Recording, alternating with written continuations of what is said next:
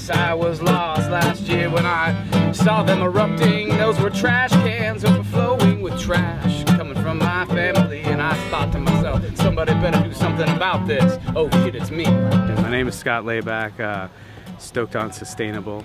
Nature's cycles are never ending, you know? So we have human cycles that we've created in our own context that apparently in our minds end. But because we think they end and we don't complete the loops, what ends up happening is we have dysfunctional cycles.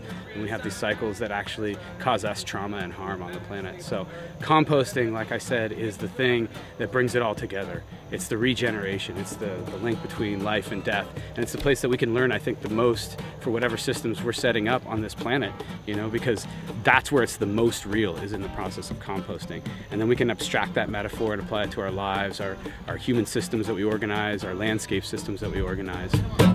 Napkins are compostable, put it in the green side bag. That's right. Doing nice things for the earth. You can put that in there too. Thank you so much for composting.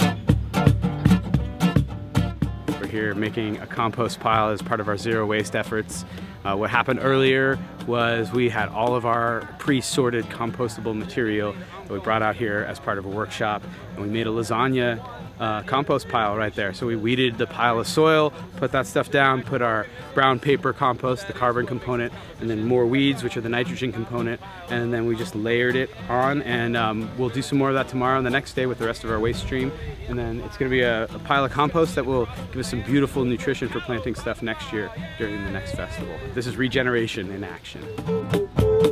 StokedOnSustainable.com, sustainable earth services with the food and the land, making abundant lifestyles for you and me.